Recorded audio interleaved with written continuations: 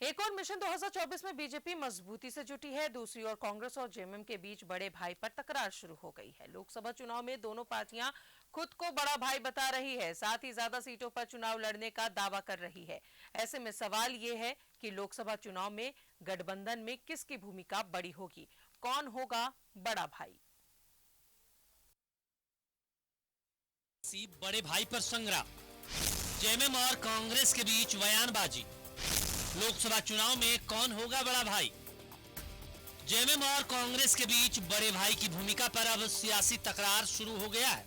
कांग्रेस ने दावा किया है कि लोकसभा चुनाव में झारखंड की ज्यादा सीटों पर पार्टी चुनाव लड़ेगी, जबकि विधानसभा चुनाव में जेएमएम बड़े भाई की भूमिका में होगा और ज्यादा सीटों पर जेएमएम अपना प्रत्याशी उतारेगा। कांग्रेस ने इसको लेकर पिछले चुनावों के दौरान हुए सीट बंटवारे का हवाला भी दिया। ये माना है हम बड़ा भाई को उसके लिए विराट के लिए माना है, देश के लिए नहीं है। देश में राष्ट्रवादी हम हैं, दूसरे लोग नहीं है। यहाँ राष्ट्रीय पार्टी कांग्रेस पार्टी, तो कांग्रेस चाहेगी अपनी सरकार बनाना।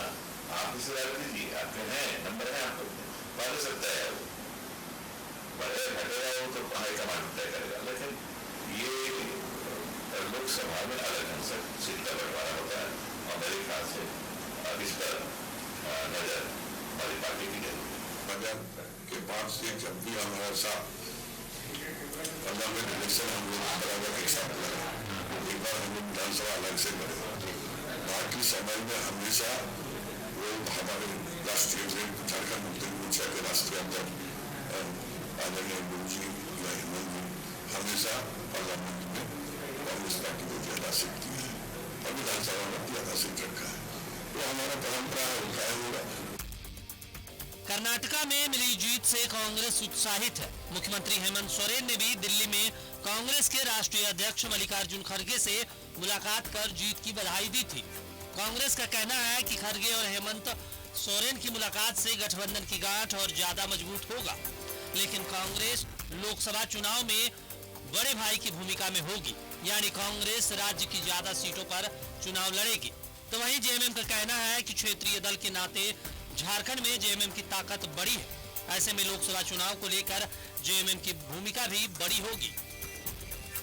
और निश्चित तौर पर झारखंड राज्य में हमारी अपनी जो ताकत है वो मुझे तुलनात्मक नहीं करना चाहिए, लेकिन सच्चाई जो है वो है कि रीजनल पार्टी होने के कारण हमारे पास ज़्यादा है। तो ऐसे चीज़ों को देखना चाहिए और हमको लगता है कि जब आने वाले दिनों में हम लोकसभा चुनाव लड़ेंगे, जो वास्तविक ताकत है उसका मूल्यांकन करते हुए आपस में समझौता भी करेंगे और एक साथ चुनाव भी भूमिका बड़ी होगी। निश्चित तौर पर झारखंड के परिप्रेक्ष्य में तो हमारी भूमिका बड़ी है, बिहार के परिप्रेक्ष्य में राजद और जदयू की भूमिका बड़ी है, इससे तो इनकार नहीं किया जा सकता।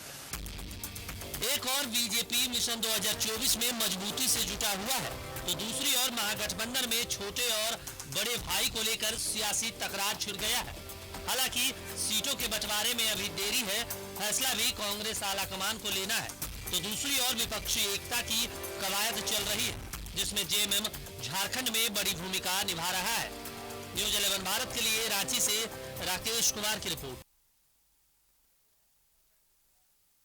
और जुड़ेंगे न्यूज रूम से सहयोगी राकेश हमारे साथ मौजूद है। राकेश, दो भाइयों के बीच प्यार हो तब तक तो बहुत अच्छा होता है, लेकिन अगर थोड़ी सी तकरार हो जाए तो ये तकरार किसी एक पर भारी पड़ सकती है, और ऐसा ही कुछ राज्य में जेएमएम और कांग्रेस के बीच देखने को मिल रहा है। बिल्कुल राधा, देखिए इसे टकरार के तौर पर आप नहीं कह सकते हैं। ये शुरुआत है और अभी सिर्फ दावे किए जा रहे हैं। दावे ये किए जा रहे हैं कि चूंकि लोकसभा का चुनाव सामने है, तो इस लिहाज से अगर इन चीजों को देखें तो उसको लेकर ये दावा है। झारखंड मुक्ति मोर्चा के अपने दावे हैं तो कांग्रेस के अपने दावे हैं।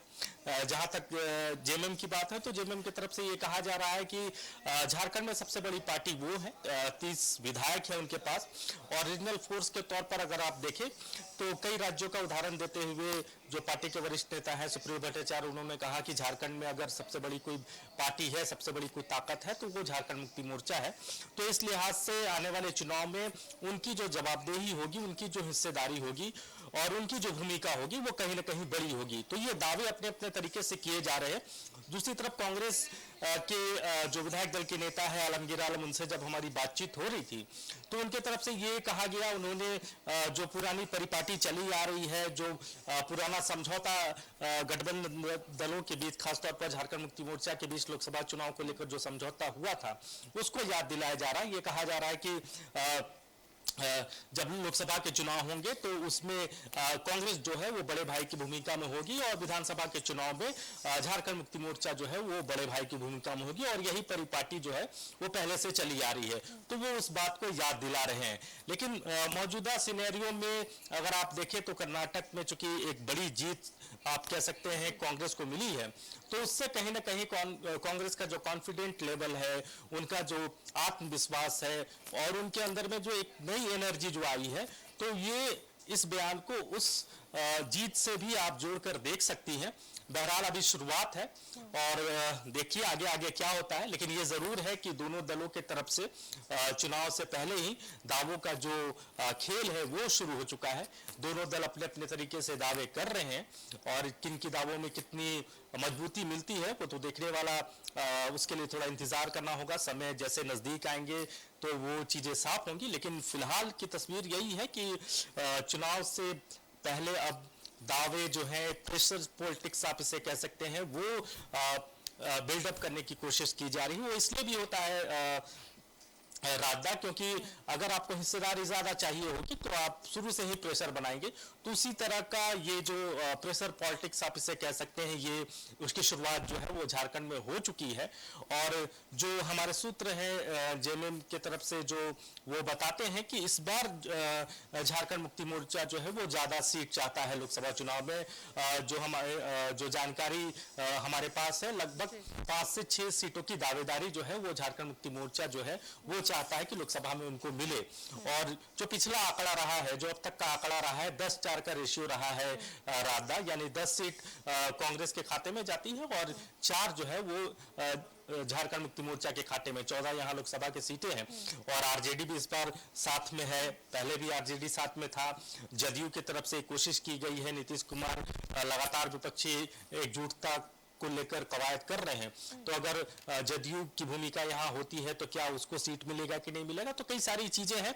लेकिन फिलहाल जो रस्साकस्सी है, जो दावे हैं, वो जेएमएम और कांग्रेस के बीच में ही दिखाई पड़ रहे हैं राजदा। बिल्कुल राकेश, लेकिन एक तरफ जहां बीजेपी मिशन 2024 को लेकर अभियान में जुट चुकी है, ऐसे में अगर कांग्रेस और जेएमएम के बीच आपसी मतभेद होता रहेगा तो जाहिर तौर पर बीजेपी तो इसका फायदा उठाएगी ही, लेकिन अभी जो है मेन फोकस इन पार्टियों का वो मिशन 2024 को लेकर होना चाहिए, और उसके बाद अगर ये तमाम चीजें हो तो बात समझ में आती है।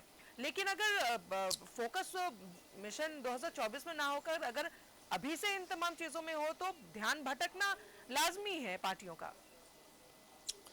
नहीं, देखिए ये सारी जो एक्सरसाइज हो रहे हैं, ये जो बयानबाजी राजनीतिक तौर पर जो हो रहा है वो मिशन 2024 को लेकर ही है राजदा।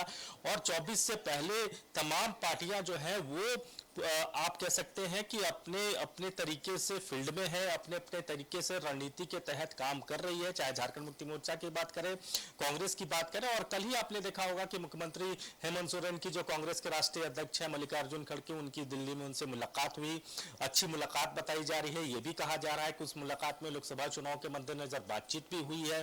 दूसरी तरफ आपने देखा होगा कि नीतीश कुमार रांची आए थे, उन्होंने मुख्यमंत्री से मुलाकात की और बहुत एक हेल्दी एटमॉस्फेयर में वो मुलाकात हुई थी। तो कई सारी चीजें हैं, कई सारी चीजें एक साथ यहाँ चल रही है।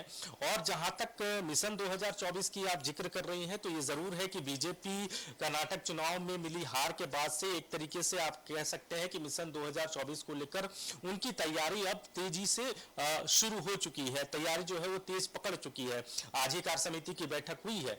दूसरी तरफ कांग्रेस की भी तैयारी है, प्रखंड स्तरों से लेकर प्रमंडलों तक, बूथ तक उनके जो नेता कार्यकर्ता हैं वो फील्ड में जा रहे हैं। खुद पार्टी के जो प्रदेश अध्यक्ष हैं वो लगातार जिलों का भ्रमण कर रहे हैं। मुख्यमंत्री की इससे पहले यात्रा हुई थी और वो यात्रा कुछ जिलों में जाने के बाद किन्हीं कारणों के बस उनको रोक दिया गया। लेकिन अब जो जानकारी मिल रही है कि मुख्यमंत्री एक बार फिर वो बचे हुए जिले जो बच गए थे, तकरीबन 10 या 11 जिले बचे हुए हैं, तो एक बार फिर जोहार यात्रा पर मुख्यमंत्री निकलेंगे। तो ये सारी जो चीजें हैं वो 2024 के मद्देनजर ही पार्टियां कर रही हैं और उनकी तैयारी भी इसी चीजों को लेकर इसको फोकस करते हुए ही है। राजदा, चलिए, बहुत बहुत शुक्रिया आपका राकेश तमाम जानकारियों के लिए।